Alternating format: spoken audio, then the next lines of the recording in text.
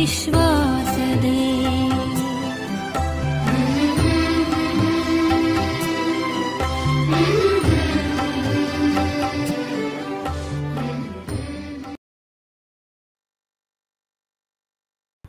Good morning, ma'am. Good morning, sir. Good morning, sir. Milind sir, I was thinking in 4 weeks, whatever we covered, if we can take one assessment next week Yes, or any sure. time in midday. Secondly, the number of students as compared to the first class has tremendously gone down. So before the class, if we can have one video so that will pep them up and motivate them. Okay, fine. Yes, Yeah, over sure. to you, sir. Over to you. Okay. Also,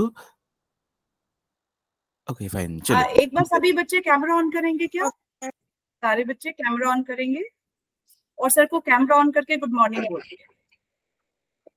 camera on करके sir को good morning बोलेंगे. Good morning, sir. Buenos días. Good morning. Buenos días. Sanchita, Pranav, S Kumar, Snehal, Vivek, Harshil, Lavanya, जल्दी से camera on करके sir को good morning करेंगे. ठीक है sir, over to you. Okay, fine. Good morning, sir. Good morning. Morning, sir. Good morning. Good morning, sir. Okay, चलो. शुरू करिए. मैम मुझे शेयर स्क्रीन का ऑप्शन देंगे?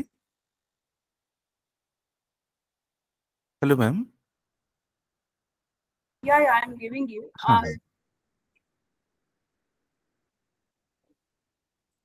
Yeah, you can do that. Okay, fine. चला सुरुवात करूया. हो सर. एक मिनिट.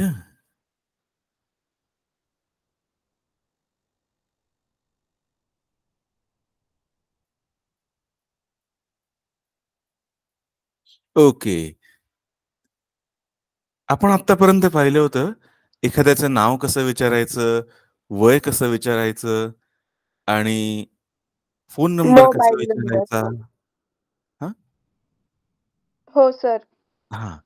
आता आज आपण पाहणार आहोत एखाद्याचा ईमेल आयडी कसा विचारायचा किंवा एखादा मुलगा किंवा एखादी मुलगी ही मूळची कुठली आहे हे कसं विचारायचं किंवा कुठे राहते हे कसं विचारायचं. बघा, तर इथे आता पुढचा जो प्रश्न दिलेला आहे तो काय आहे पहा. स्पॅनिश मध्ये आधी वाचतो. ¿Tienes correo electrónico? ¿Tienes correo electrónico? Do you have an email ID? म्हणजे तुझ्याकडे ईमेल आयडी आहे का तुझा. तर किंवा फॉर्मली औपचारिकपणे विचारायचं तर tiene correo electrónico. tiene correo electrónico म्हणजे तुमच्याकडे तुमचा एक ईमेल आयडी आहे का. तर ह्याचं उत्तर कसं देऊ शकतो. सी एस असं म्हणून मग आपण पुढे आपला ईमेल आयडी सांगायचा. पण त्यासाठी कदाचित आपल्याला जे अल्फाबेट्स आहेत ती वापरावी लागू शकतात. कारण काय होतं कधी कधी आपल्या नावामध्ये आपल्या ईमेल आयडी मध्ये आपलं स्वतःचं पूर्ण नाव नसतं. जर पूर्ण नाव असेल तर मग काही प्रश्नच नाही. पण जर पूर्ण नाव नसेल तर मग आपल्याला अल्फाबेट्स घेऊन स्पेलिंग सांगावं लागू शकतं. म्हणजे जर माझ्या ईमेल आयडी मध्ये माझं नावच असेल तर मी म्हणेन cs milinsant@gmail.com असं. मिलिंदसंत हे नाव झालं. @ ला म्हणतात arroba arroba ARROBA arroba arroba म्हणजे @ हे मेल स्पॅनिश मध्ये जी ला काय म्हणतात. हे म्हणून हे मेल आणि डॉट ला म्हणतात punto PUNTO punto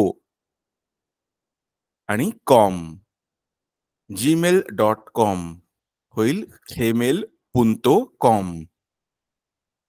milinsant@gmail.com असा एक होऊ शकतो. पण जर त्यात माझं नाव नसतं, फक्त काही अल्फाबेट्स असती, तर मग आपण कसं म्हटलं असतं, फॉर एक्झाम्पल माझा ईमेल आयडी असता milsan@gmail.com. तर मग आता हे काही नाव होत नाही. मग मला एक एक अल्फाबेट घेऊन म्हणावं लागेल. एमला म्हणतात MA, ELA, SA, NA अशी एक एक अल्फाबेट घ्यावी लागतील. एमला म्हणतात MA, आयला म्हणतात E, एलला म्हणतात LA, एसला म्हणतात SA, एला म्हणतात आला म्हणतात एला म्हणतात पुन्हा आ, आणि एनला म्हणतात NA. तर अशी एक एक अल्फाबेट्स आपल्याला घ्यावी लागतील आणि जो काही ईमेल आयडी आहे तो सांगावा लागेल. तर आपल्याला जी बेसिक अल्फाबेट्स आपण शिकलो होतो ती आठवत आहेत का? हो सर. ओके, एकदा पुन्हा रिवाइज करूया. बौद्धवी, संकल्प कोण आहे तुमच्यापैकी? सर मी. हा, ओके. सांगता येतील का अल्फाबेट्सची नावं A पासून Z पर्यंत? हो सर. हा. A B C D E F G H I J K L M N O P Q R S T U V W X Y Z. Okay, fine. Y, वायला म्हणतात Y आणि सेता. ठीक आहे. आता एक गोष्ट म्हणजे इथे खोता नंतर म्हणालीस का, आणि त्याच्यानंतर काय होतं? एले. ओके, एले नंतर एलिये. एले नंतर एलिये. जो डबल एल असतो ना, तो आपण हा एक वेगळा साऊंड किंवा वेगळं अल्फाबेट म्हणून कन्सिडर करतो. त्यानंतर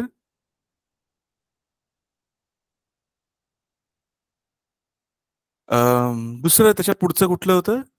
MA आणि NA, आणि मग त्यानंतर NA. तो अर्धा न आणि य असा असतो. NA. ओके. सो अजून कोणाला आठवत आहेत का अल्फाबेट्सची नावं? सर आम्ही त्या क्लासला नव्हता, मला ते चार्ट डबल दाखवचाल का? मी स्क्रीनशॉट काढून घेऊ. पण जॉईन नाही होऊ शकले. नाही, स्क्रीनशॉट काढण्याची गरज नाहीये. मी एक गुगल ड्राईव्हची लिंक दिलेली आहे. त्या लिंक वरती या PDF दिलेल्या आहेत, त्या तुम्ही पाहिल्या का? नाही सर, डबल पाठवचाल का ग्रुपवर? आपल्या व्हॉट्सअप ग्रुप वरती आहेत. एक मिनिट, मी परत एकदा पाठवतो.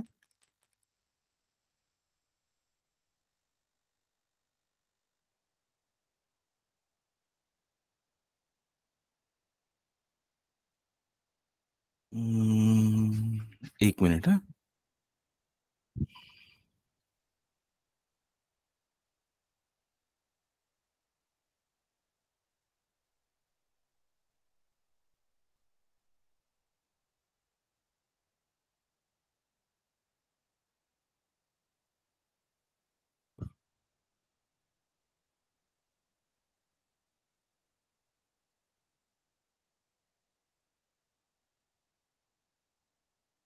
आली सर. हा, तर ही जी गुगल ड्राईव्हची लिंक आहे ना, यावरती क्लिक करून पहा. क्लिक केल्यानंतर तुम्हाला नोट्स दिसत आहेत का? हो सर. Yes sir. हो सर. हा, बस. तर ह्यावरती आतापर्यंत आपण जे काही शिकलेलो आहोत त्या सगळ्या पीडीएफ नोट्स दिलेले आहेत. सगळ्या नोट्स त्या पीडीएफ मध्ये दिलेले आहेत. आणि ह्यानंतरही आपण जे शिकणार आहोत ते सुद्धा ह्याच ड्राईव्ह वरती अपलोड करेन मी. एक काम करतो, जर शक्य झालं तर ही जी लिंक आहे ती आपल्या, एक काम करा तुम्ही स्टार मार्क करून ठेवा हवा तर तो मेसेज, म्हणजे तुम्हाला तो पटकन शोधता येईल.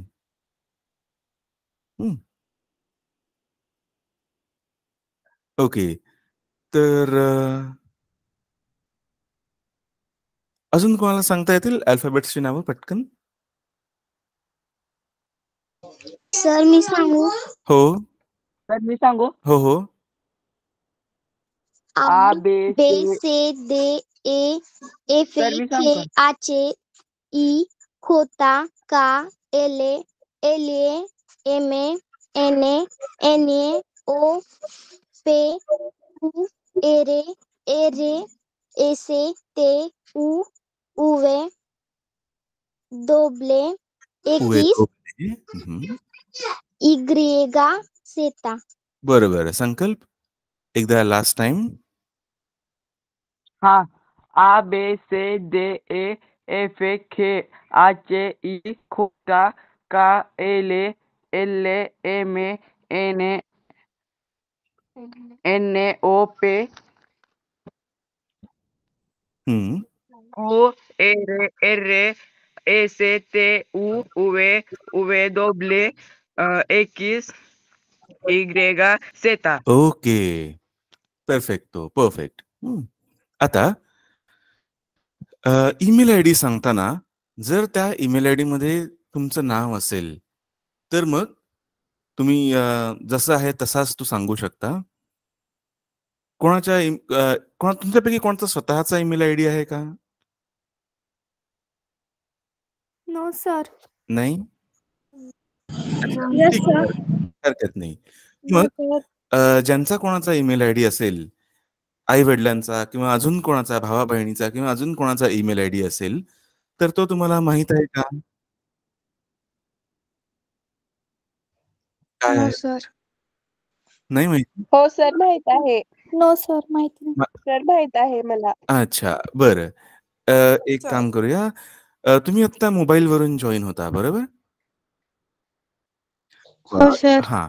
मग तुम्ही जर समजा मोबाईल घेतलात तर त्याच्यावरती तुम्हाला वेगवेगळे म्हणजे पहिल्यांदाच तुम्हाला वेगवेगळे ऑप्शन्स दिसतील किंवा Google नावाचा एक ऑप्शन दिसतोय का त्यात? Yes sir. हां, ओके. मग त्या Googleमध्ये गेल्यानंतर तुम्हाला आणखीन वेगवेगळे ऑप्शन्स दिसतात का? Google, Chrome, Gmail, maps, YouTube, drive वगैरे असं? Yes sir. हां. मग त्यातल्या Gmail वरती क्लिक करा.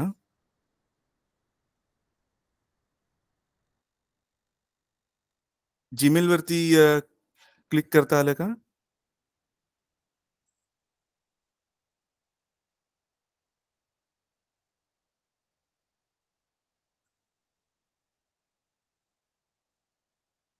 करता येते हे असं? आहे का तो option? No sir. No sir. तुम्हाला मोबाईल स्क्रीनवरती Gmail असा ऑप्शन कुठे दिसतोय का? Google किंवा Gmail दोनपैकी एक. गुगल दिसतोय सर, पण Gmail नाही. अच्छा. मग त्या Googleवर क्लिक केल्यानंतर काय दिसतंय?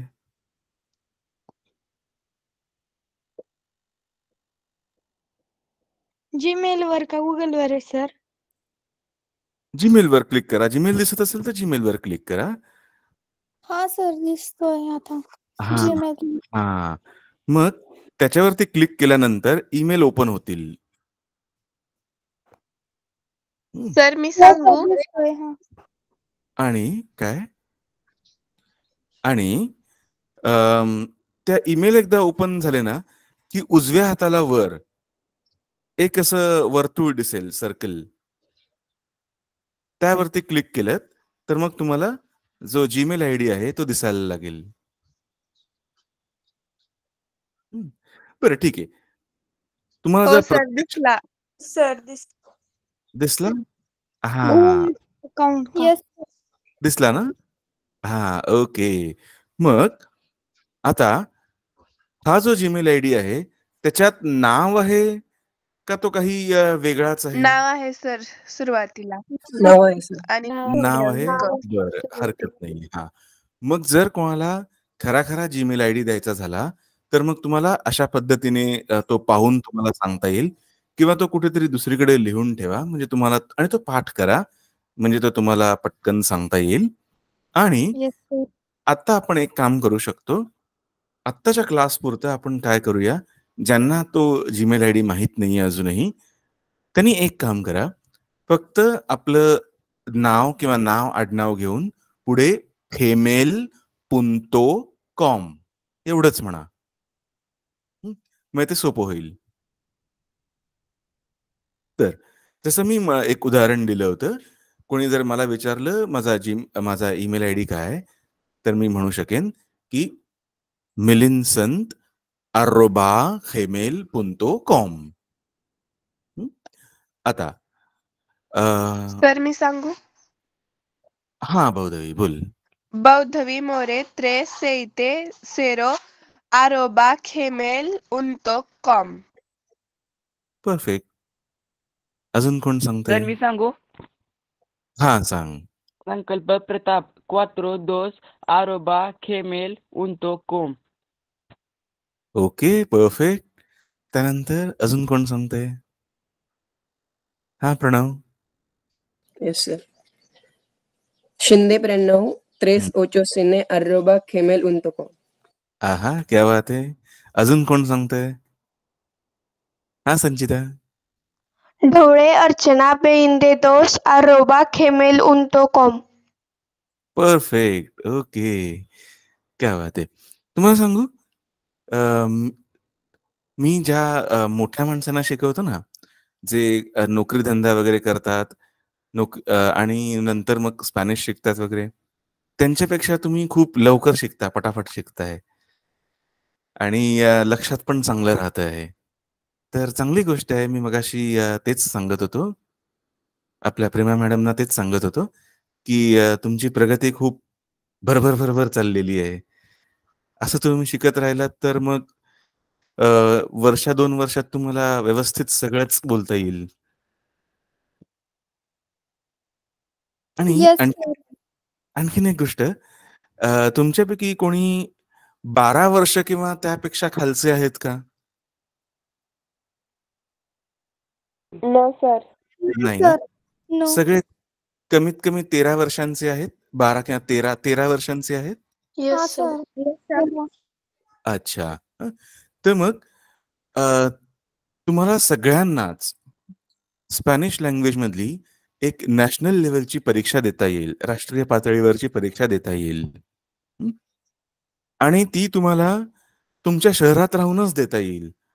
त्यासाठी तुम्ही जिथे कुठे राहता, ज्या शहरात गावात राहता त्या ठिकाणीच बसून तुम्हाला ती देता येईल. तुम्हाला कुठेही दूर जायची गरज नाही. दूर म्हणजे दुसऱ्या कुठल्या तरी मुंबईला, पुण्याला किंवा अजून कुठे जाऊन द्यायची गरज नाहीये. तुम्ही जिथे आहात तिथे बसून तुम्ही ती परीक्षा देऊ शकता.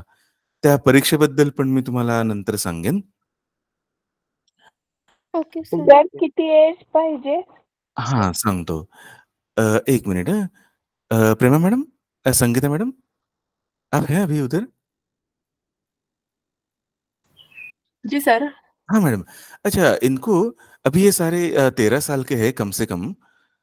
तो ये अपने क्लास पूरा कोर्स खत्म होने के बाद नेशनल लेवल का एग्जाम दे पाएंगे और इनकी प्रोग्रेस बहुत अच्छी है.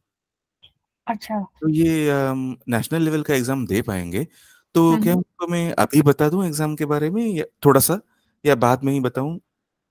जी सर, आप देखिए अभी अभी क्लास के बाद आप बता दीजिए सर. हाँ ठीक आहे, चलेगा. Okay fine. ओके ठीक आहे. मी तुम्हाला आता आपला आजचा क्लास संपायला येईल ना त्यावेळेला तुम्हाला परीक्षेबद्दल सांगेन. Okay sir. तर ओके सर आपण मी हा सांगू माझी email? अजून तुमच्यापैकी कोणाला ईमेल आयडी सांगता येईल का? सर मी हा नविष्ठा बोल. Nazia Shaikh 63448@gmail.com. Yes, perfect. Okay, great. आता पुढे जाऊया. पुढचा प्रश्न आहे की तू मूळचा कुठला किंवा तू मूळची कुठली असं जर कोणाला विचारायचं असेल तर मग आपण कसं विचारू शकतो? तर de dónde eres? de dónde eres? हा इनफॉर्मल म्हणजे अनौपचारिक झाला. आणि फॉर्मल औपचारिकपणे विचारायचं असेल म्हणजे तुम्ही मूळचे कुठले असं विचारायचं असेल तर मग आपण म्हणू de dónde es? de dónde es? आणि रिप्लाय मध्ये आपल्याला म्हणावं लागतं सोई दे असं म्हणून मग आपण आपल्या गावाचं नाव सांगू शकतो. आता हाच प्रश्न कोणी मला विचारला तर मला म्हणावं लागेल सोई दे मुंबई. मला कुठलं गाव नाहीये, माझा जन्म इथलेच मुंबईतच झाला म्हणून मला म्हणावं लागेल सोई दे मुंबई.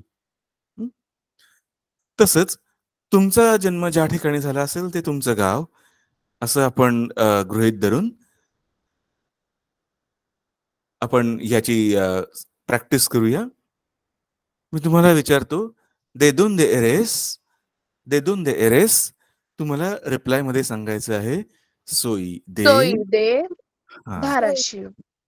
ओके, सोई दे धाराशिव. ओके, धाराशिव. सोई दे धाराशिव. ओके.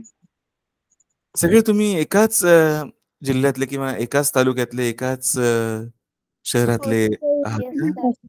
हा सर. ते धाराशिव. ओके, अच्छा, ठीक आहे. तर पुढे पहा. पुढचा प्रश्न पण तसाच सोपा आहे. तुम्ही कुठे राहता असं जर कोणी तुम्हाला विचारलं तर त्याचं उत्तर कसं देता येईल? पहिल्यांदा प्रश्न पहा. तू कुठे राहतोस किंवा तू कुठे राहतेस असं आपल्याला विचारायचं असेल तर म्हणू आपण donde vives? donde vives? आणि तेच फॉर्मली औपचारिकपणे विचारायचं असेल तर donde vive? donde vive? आणि रिप्लाय मध्ये आपण म्हणू शकतो vivo en असं म्हणून मग आपण ज्या ठिकाणी राहतो त्या ठिकाणाचं नाव सांगू शकतो.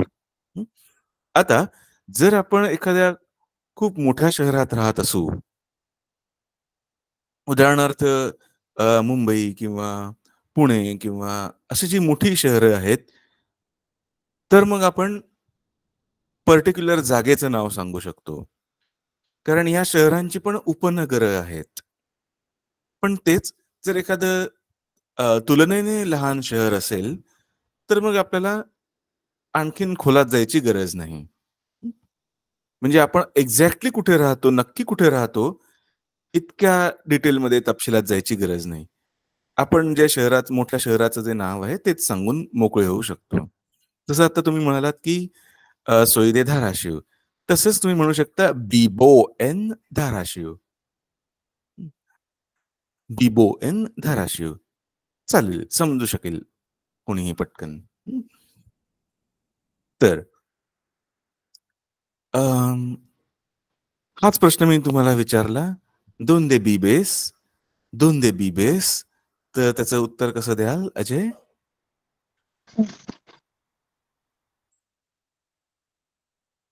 ओके. हा अजय, एक मिनिट परत एकदा. PO in Kodgaon. ओके, बीबो एन कौडगाव. कौडगाव बीड जिल्ह्यात आहे ना, परळीमध्ये? हो सर. हा बरोबर.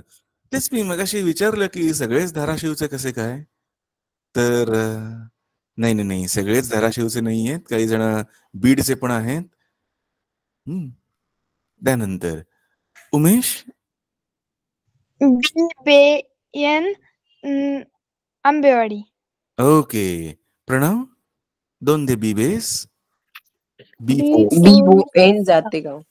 हाँ, Snehal, donde vives? Vivo en Wagholi. Okay, Lavanya, donde vives? Vivo en Zategaon. Okay, perfect. तर झालं, म्हणजे आपल्याला एखाद्याला स्वतःचं इंट्रोडक्शन देता येऊ शकतं. परत एकदा आपण सलगपणे आपलं इंट्रोडक्शन देण्याचा प्रयत्न करूया. आपल्या नावापासून सुरुवात करू शकतो आपण. नाव, मग त्यानंतर वय, मग आपण मूळचे कुठले ते सांगू शकतो, कुठे राहतो, त्यानंतर फोन नंबर आणि ईमेल आयडी, इतक्या गोष्टी आपण सांगू शकतो. बघा, म्हणजे एकूण किती झाली? 6 वाक्य झाली स्वतःबद्दल. आता आपल्याला स्वतःबद्दल 6 वाक्य सांगता येऊ शकतात. बघा, इट इज अन अचीवमेंट. तर आता इथे जी उत्तर म्हणून दाखवलेली आहेत, तीच 6 वाक्य घेऊन मी स्वतःचं इंट्रोडक्शन देतो. पहा, Me llamo Melindesant, tengo 36 años.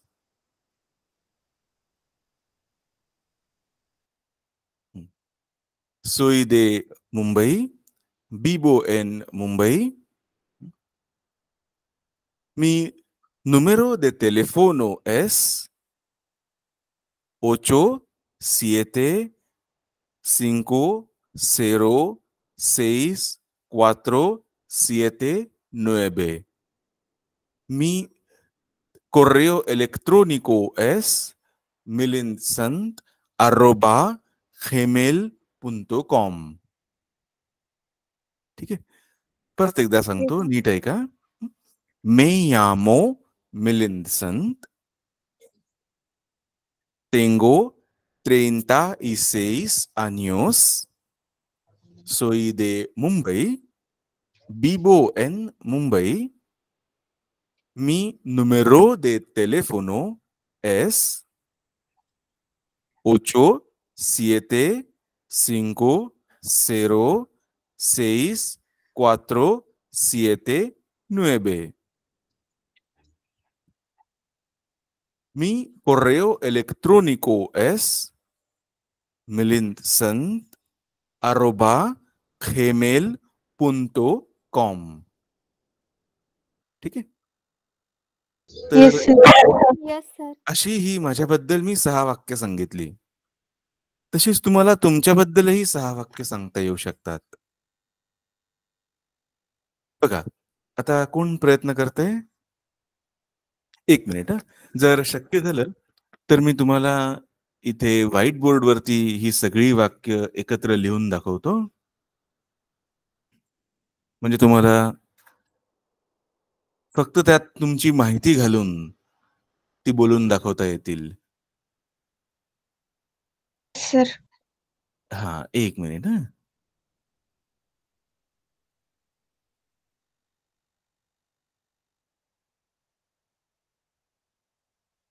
हा,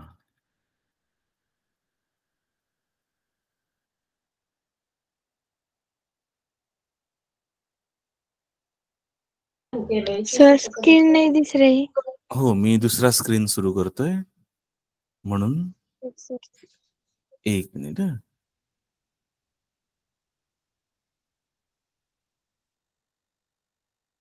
अरेच्या, 1च मिनिट.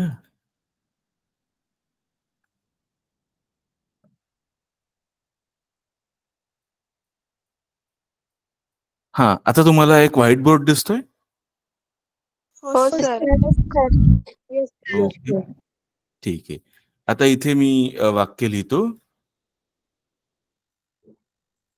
Me llamo, असं म्हणून नाव सांगायचंय. Tengo,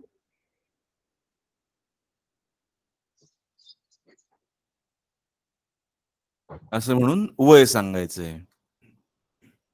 त्यानंतर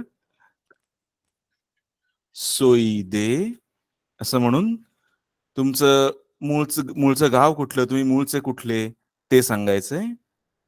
बीबो एन असं म्हणून तुम्ही कुठे राहता त्या जागेचं नाव सांगायचं.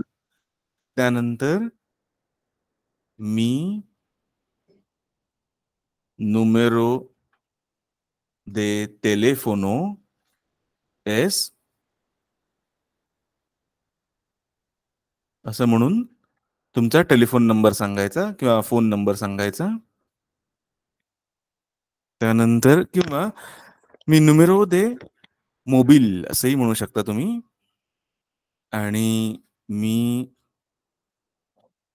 correo electrónico es असं म्हणून तुम्ही तुमचा ईमेल आयडी सांगू शकता. आता चला कोण सांगतंय सगळ्यात आधी? एक मिनिट.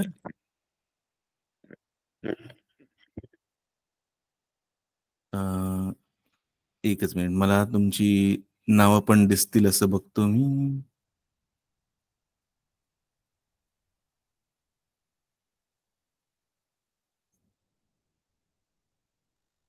एक minute.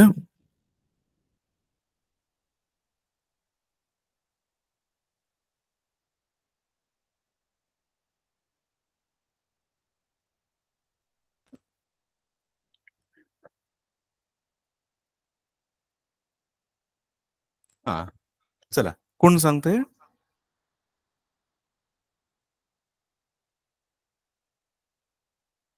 Okay Kalyani. Me llamo Kalyani Shingade, tengo 13 años, soy de Sonegao, vivo en Dharashiv. Mi número de teléfono es 87667289. Hello Kalyani, Spanish मध्ये एकदम मराठी कशी काय आली? सॉरी सर, चुकून आला. हरकत नाही. तुझा फोन नंबर काय आहे तो सांग. एक एक डिजिट घेऊन वाचू शकते, एक एक आकडा, एक एक संख्या घेऊन वाचू शकते. 2 मिनिट सर. हा बरं ठीक आहे. तोपर्यंत दुसरं कोणी सांगेल? सर मी. हा लावण्या. Me llamo Lavanya Jundre, tengo 13 años, soy de Zategao, vivo en Zategao. Mi número de móvil es 97301543447. Mi correo electrónico es Lavanya Jundre 8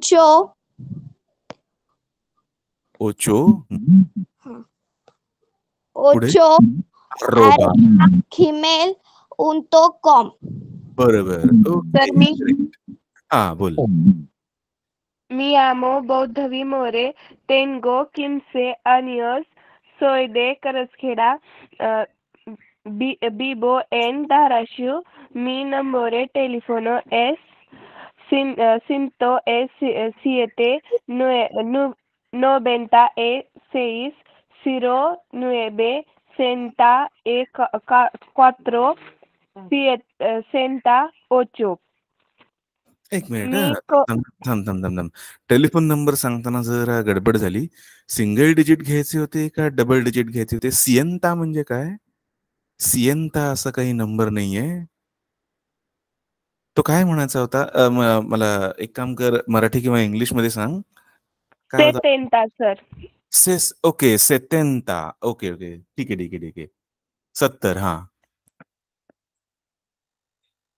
तर परत एकदा एक एक डिजिट घे हवं तर. 2 डिजिट कठीण जात असतील तर. बर सर. कसंही म्हणजे तू ठरव.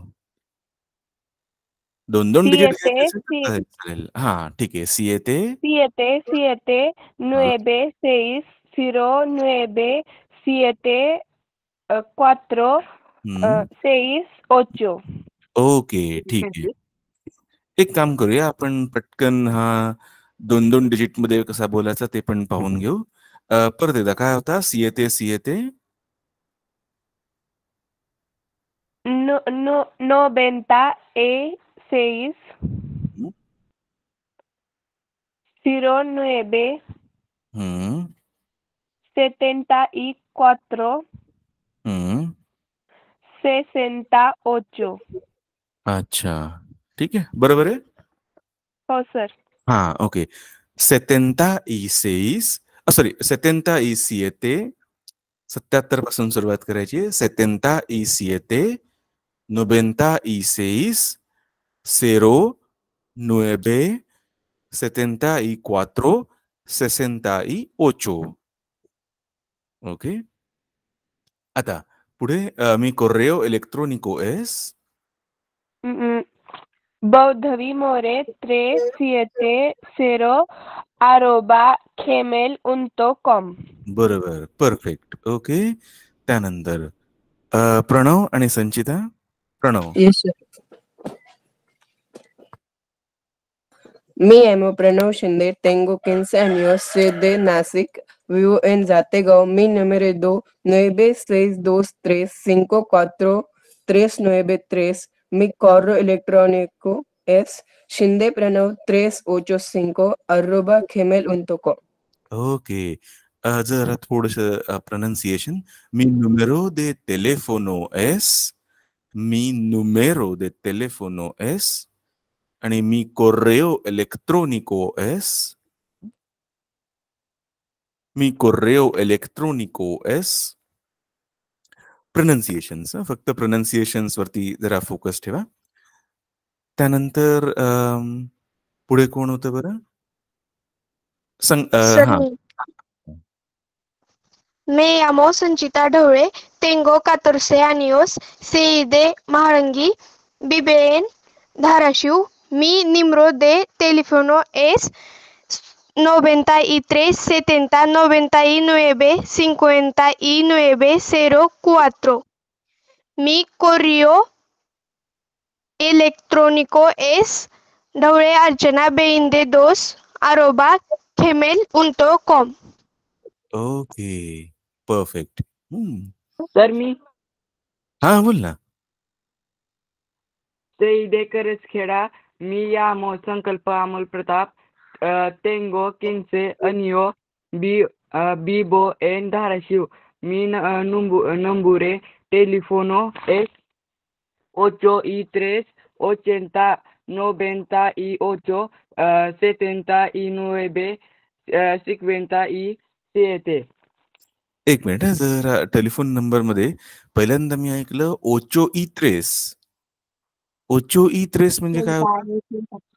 83. नाही 83 पण नसतं. 83 असू शकतं. हा. 83 83 80 98 79 57. 57. हा. 57 आहे ना शेवटचा? हा, येस. 57. ठीक. ओके. त्यानंतर मी correo electrónico es ते काय होतं? मी correo electrónico es संकल्प प्रताप 42@gmail.com. ओके. electrónico. या एकेका शब्दांचे उच्चार पहा. me llamo, tengo años, soy de, vivo en, mi número de teléfono es, mi correo electrónico es, ठीक आहे.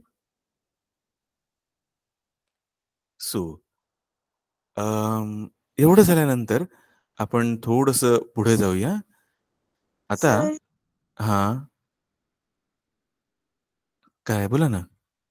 तर मी सांगायची राहिले, हँड रेस केलतो आम्ही. हा बोल ना. काय बोल बोल बोल. सर ते चार्ट दाखवा. हो हो हो, एक मिनिट.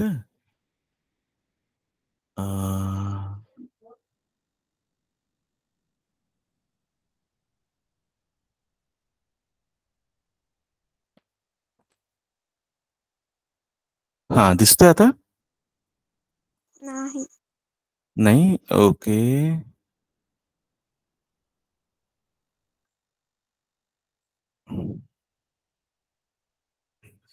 थांबा.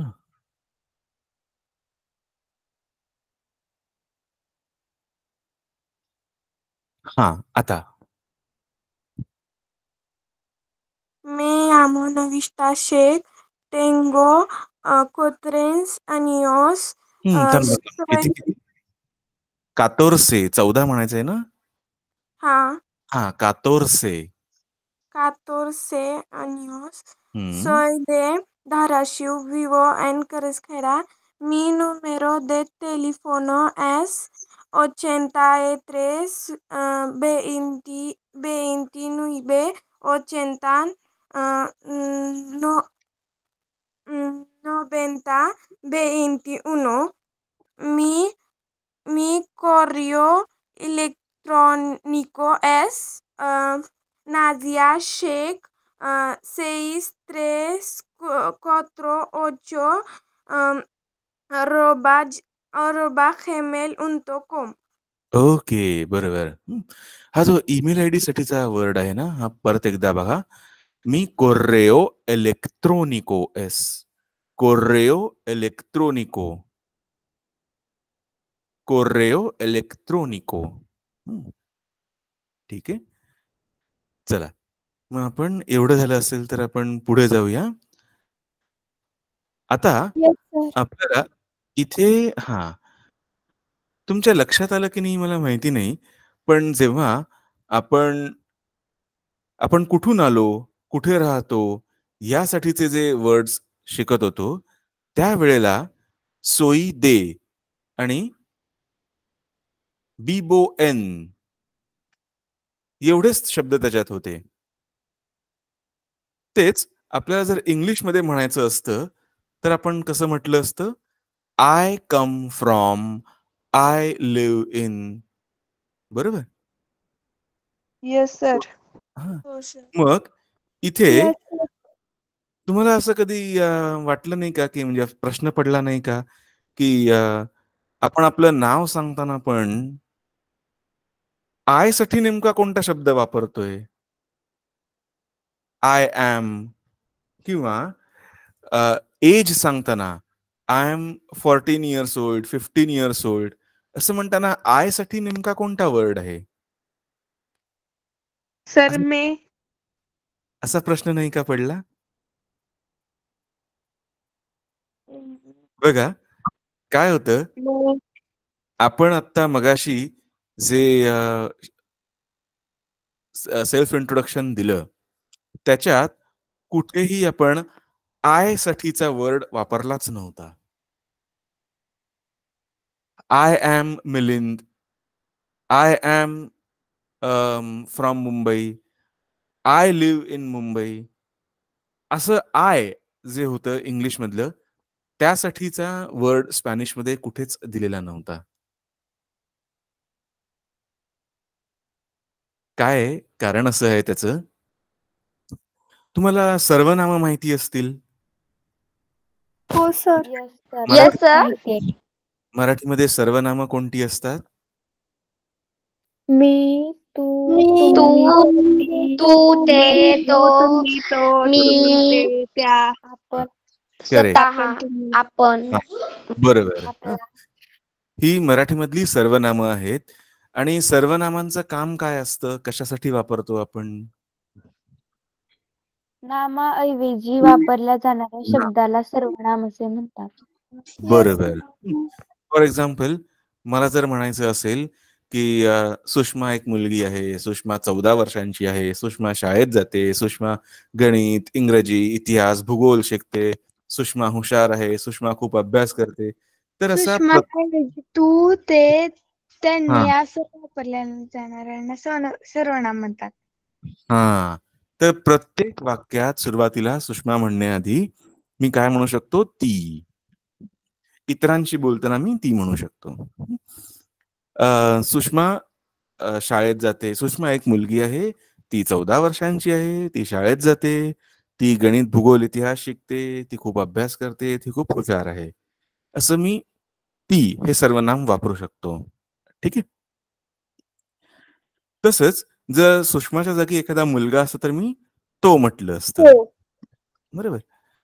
तर मराठीमधली ही जी सर्वनामं आहेत तशीच स्पॅनिशमध्ये पण खरं तर सर्वनामं आहेतच.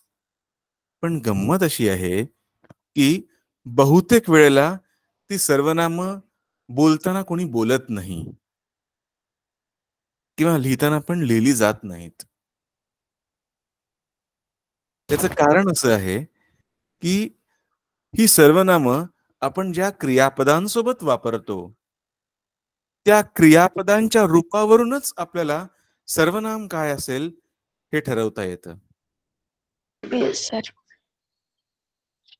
तुमच्यापैकी कोणाला दुसरी भाषा म्हणून संस्कृत आहे का? No sir. No sir. Hindi आहे दुसरी भाषा? हो. किंवा दुसरी भाषा कोणती आहे तुमची? मराठी का हिंदी? हिंदी. हिंदी. हिंदी मराठी मातृभाषा आहे आणि हिंदी. अच्छा, हिंदी दुसरी भाषा आहे. बरं, ठीक आहे. संस्कृत भाषा जी आहे तिच्यातही असंच होतं की क्रियापदांच्या रूपांवरूनच आपल्याला त्यासोबत सर्वनाम कोणतं असतं ते ठरवता येतं. मग ते परत वेगळं बोलून दाखवण्याची गरज नसते. आणि म्हणून स्पॅनिशमध्ये किंवा आपल्याकडे संस्कृतमध्ये सुद्धा सर्वनामं ही नेहमीच बोलून दाखवली जातात, वापरली जातात, लिहिली जातात असं नाही. आता पहिल्यांदा आपण सर्वनामांविषयी बोलूया, मग आपण क्रियापदांविषयी बोलूया. इथे जी सर्वनामं दिसत आहेत स्पॅनिशमधली ती कोणती आहेत पहा. सर्वनामांमध्ये प्रथम पुरुष, द्वितीय पुरुष, तृतीय पुरुष असे 3 प्रकार होऊ शकतात. प्रथम पुरुष म्हणजे काय? जेव्हा मी स्वतःबद्दल बोलतो, काहीतरी बोलत असतात. हा एक्झॅक्टली, तेव्हा प्रथम पुरुषी सर्वनामं वापरायला लागतात. जेव्हा मी समोरच्या माणसाला काही विचारत असतो, दुसऱ्या माणसाला काही विचारत असतो, तेव्हा द्वितीय पुरुषी सर्वनाम वापरायला लागतात. आणि जेव्हा मी एखाद्या तिसऱ्या माणसाबद्दल बोलत असतो, म्हणजे आता फॉर एक्झाम्पल हा आता आपल्या या क्लासमध्ये मला वाटतं अंबर या ग्रुपमधून कोणी जॉईन झालेलं दिसत नाहीये का? हर्षा एकटीच आहे मला वाटतं. अच्छा, आहेत. ओके. मग कुठल्या, मला वाटतं एखाद्या धरा असेल मला वाटतं. धरा या ग्रुपमधून कोणी जॉईन झालेलं आज दिसत नाहीये. सर मी झाले ना. अच्छा, भूमी मधून कोणी आहे का? आहेत. ओके. जगत मधून कोण आहे? नाही, जगत मधून आज कोणीच नाहीये. त्यानंतर हा तर एनिवे सांगायचं काय होतं की आणि हा वेल, तर मी जगत मधल्या एखाद्या पार्टिसिपंट विषयी बोलत असेन तर मग मला थर्ड पर्सन म्हणजे तृतीय पुरुषी सर्वनामं आहेत ती वापरावी लागतील. आता पहा, मराठीमधली सर्वनामं कोणती असतात? तर प्रथम पुरुषी एक वचन असतं मी आणि अनेक वचन आम्ही किंवा आपण. द्वितीय पुरुषी एक वचनी असतं तू आणि अनेक वचनी तुम्ही किंवा आपण. द्वितीय पुरुषामध्ये औपचारिक अनौपचारिक असा पण फरक असतो. औपचारिक असतं ते तुम्ही असतं आणि अनौपचारिक असतं ते तू असतं. आपण जर आपल्याच वयाच्या एखाद्या मित्रमैत्रिणीशी किंवा आपल्यापेक्षा वयाने लहान नसलेल्या मुलाशी किंवा मुलीशी बोलत असू, तर मग आपण तू वापरू. आणि तेच जर आपण वयाने मोठ्या असलेल्या एखाद्या माणसाशी बोलत असू, तर मग तुम्ही वापरू किंवा आपण वापरू. तृतीय पुरुषामध्ये पुल्लिंगी स्त्रीलिंगी असेही फरक पडत जातात. पुल्लिंगी सर्वनाम असतं तो, स्त्रीलिंगी ती आणि नपुंसकलिंगी ते. आणि अनेक वचनात असतं पुल्लिंगी अनेक वचन ते, स्त्रीलिंगी अनेक वचन त्या आणि नपुंसकलिंगी अनेक वचन ती. पण इथे मी फक्त स्पॅनिशमध्ये मॅस्क्युलाइन आणि फेमिनाइन एवढी दोनच दाखवलेली आहेत. कारण स्पॅनिशमध्ये नपुंसक लिंग नाही, फक्त पुल्लिंग किंवा स्त्रीलिंग दोनच असतात, नपुंसक लिंग नसतं. आता पुन्हा एकदा ही सर्वनामं पाहूया. प्रथम पुरुषी एकवचनी आहे मी आणि अनेक वचनी आहे आम्ही किंवा आपण. प्रथम पुरुषी अनेक वचनात आम्ही केव्हा वापरतो आणि आपण केव्हा वापरतो तुम्हाला सांगता येईल? जेव्हा सर आम्ही म्हणजे आपण आपल्याच एखाद्या वयाच्या सोबत असतो, व्यक्तीसोबत असतो, तेव्हा आम्ही म्हणतो. व जेव्हा आपण मोठ्या व्यक्तीसोबत असतो तेव्हा आपण. थांब, थोडीशी गडबड होतीये. ओके स्नेहल. म्हणजे एखाद्या आपण सगळ्यांना मिळून जर बोलायचं असेल तर आम्ही वापरतो. म्हणजे आम्ही काल बाहेर गेलतो म्हणजे उदाहरणार्थ, आणि आपल्यापेक्षा एखाद्या मोठ्या व्यक्तीला बोलायचं असेल तर आपण वापरतो. थांबा थांबा, तुमची गडबड होते जरा. एक मिनिट. हे जे आपण लिहिलेलं आहे ना मराठीमध्ये, हे मी प्रथम पुरुषी अनेक वचनात पण लिहिलेलं आहे आणि द्वितीय पुरुषी अनेक वचनात पण लिहिलेलं आहे. तुमचा ह्या दोघांमध्ये घोळ होतोय असं दिसतंय. एक मिनिट सांगतो. आता मला सांगा, इथे क्लासमध्ये, स्पॅनिशच्या क्लासमध्ये तुम्ही तुमच्या भावा बहिणीसोबत पण बसलात का? हो सर. No sir. नवी संकल्प ठीक आहे, पण म्हणजे तुमचे जे इतर असतील चुलत भाऊ, मामे भाऊ, आते बहीण, मामे बहीण, सगळ्यांना नाही घेऊन सर. बसलात का? No sir. नाही. बरोबर. मग तुम्ही तुमच्या सख्ख्या भावा बहिणीसोबत जेव्हा बसलेला आहात तेव्हा तुम्ही असं म्हटलं असेल क्लासच्या सुरुवातीला की आपण स्पॅनिश शिकणार आहोत किंवा आपण स्पॅनिश शिकूया. पण तेच तुम्ही तुमच्या चुलत भावा बहिणीबद्दल किंवा मामे भावा बहिणीबद्दल त्यांच्याशी बोलताना तुम्ही काय म्हणाल की आम्ही स्पॅनिश शिकतोय. काय फरक आहे या दोघांमध्ये? म्हणजे हा, आपण स्वतःविषयी बोलताना आपण म्हणतो आणि तीच गोष्ट दुसऱ्याला सांगायची असताना आम्ही म्हणतो. हा, म्हणजे काय आहे की जेव्हा आपण ज्याच्याशी बोलतो आहोत त्याला आपण सोबत घेत असू आपल्या कामामध्ये, आपण स्पॅनिश शिकतो आहोत, तर त्या स्पॅनिश शिकण्याच्या प्रक्रियेमध्ये किंवा त्या क्लासमध्ये आपण समोरच्या माणसालाही सामावून घेत असू, तर मग आपण म्हणतो. तुम्ही तुमच्या सख्ख्या भावा बहिणीसोबत क्लासला बसलेले आहात, तर तेव्हा आपण म्हणावं लागेल, आपण स्पॅनिश शिकतोय असं म्हणावं लागेल. पण तुमचे चुलत भाऊ किंवा मामे भाऊ किंवा चुलत बहिणी, मामे बहिणी स्पॅनिश शिकत नाहीयेत, त्यामुळे त्यांच्याशी बोलताना काय म्हणावं लागेल की आम्ही स्पॅनिश शिकतोय.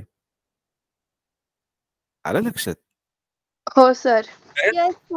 कारण ते लोक आपल्या क्लासमध्ये नाहीयेत, ते लोक आपल्या संभाषणाचा भाग नाहीयेत म्हणून. ठीक आहे. आता द्वितीय पुरुषी सर्वनाम पहा. तू, तुम्ही आणि आपण. एक वचनात आहे तू तुम्ही, अनेक वचनात आहे तुम्ही आणि आपण. आता तू हे तर स्पष्ट आहे, आपण आपल्या वयाच्या किंवा आपल्या वयापेक्षा लहान असलेल्यांशी बोलताना आपण तू वापरतो. तुम्ही किंवा आपण केव्हा वापरतो? तर आपल्या वयाच्या मोठ्या व्यक्तीला बोलताना. पण त्याच्यात परत तुम्ही केव्हा वापरतो, आपण केव्हा वापरतो? आता मी द्वितीय पुरुषी तुम्ही आणि आपण मध्ये फरक विचारतोय. तुम्ही म्हणजे आपल्यासमोर जर एक व्यक्ती असेल तर त्याला बोलताना आपण तुम्ही म्हणचाल, आणि आपल्यासोबत जर अनेक व्यक्ती असेल तर आपण म्हणतो. नाही, मी इथेही दोन्ही सर्वनाम आपण दुसऱ्याला आदराने जेव्हा बोलत असताना तर तुम्ही हे सर्वनाम वापरतो. नाही, थांबा. जरा आज परत गडबड होती आहे. पहिली गोष्ट म्हणजे ही दोन्हीही सर्वनाम मी अनेक वचनाखाली लिहिलेली आहेत. तुम्ही हे एक वचनाखाली पण होतं, मान्य आहे, पण ते अनेक वचनाखाली सुद्धा लिहिलेलं आहे, प्लुरल. बरोबर. मग आता या प्लुरल फॉर्म मधल्या अनेक वचनातल्या तुम्ही आणि आपण मध्ये काय फरक आहे? तर मला सांगा, तुम्ही तुमच्या शेजारी राहणाऱ्यांशी बोलत असाल, गप्पा मारत कधी?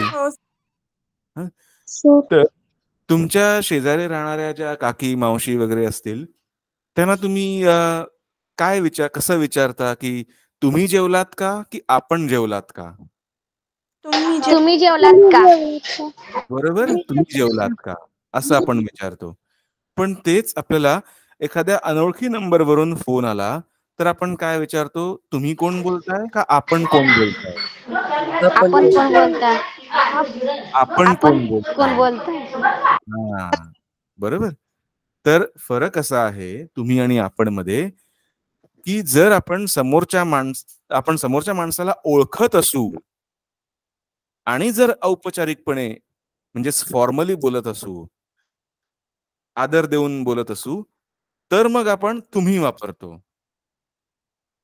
आपण समोरच्या माणसाला ओळखत असू तर मग आपण तुम्ही वापरतो, आणि तेच ओळखत नसू तर मग आपण वापरतो.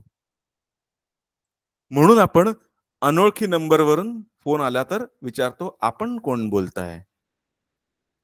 आलं लक्षात? हो सर. तर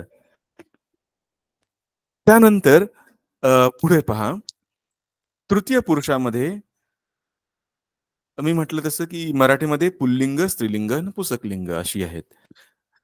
स्पॅनिशमध्ये फक्त पुल्लिंग, स्त्रीलिंग दोनच आहेत. त्यामुळे तो आणि ती साठीचे शब्द स्पॅनिशमध्ये आहेत एक वचनात, आणि अनेक वचनात ते आणि त्यासाठीचे शब्द आहेत. ही जी सर्वनामं आहेत, ह्या सर्वनामांप्रमाणे आपण क्रियापदांची रूपं ठरवत असतो. पण गंमत अशी आहे, आता मी मगाशी सांगितलं तसं, की मुळात क्रियापदांच्या रूपांवरून आपल्याला सर्वनाम कोणतं आहे हे ओळखता येत असल्यामुळे आपल्याला सर्वनाम वापरण्याची किंवा बोलून दाखवण्याची गरज नसते. ठीक आहे. सो इथपर्यंत कोणाला काही शंका, काही कळलं नाही असं आहे? No sir. बरं. No sir. मग आपण पुढच्या क्लासमध्ये क्रियापद आणि क्रियापदांची रूपं पाहू. ठीक आहे. Yes sir. Yes sir. Yes sir. आजचे दिवस आपण इथे थांबूया. आदियोस. बाय. तुम्ही त्या चाओ सर. चाओ. चाओ. चाओ सर. चाओ. संगीता मॅडम, चाओ. हो गई class. Yes sir. Thank you sir. Okay. Thank bye you. बच्चों. Bye ma'am. Bye ma'am. Bye ma'am. Bye sir. Bye ma'am.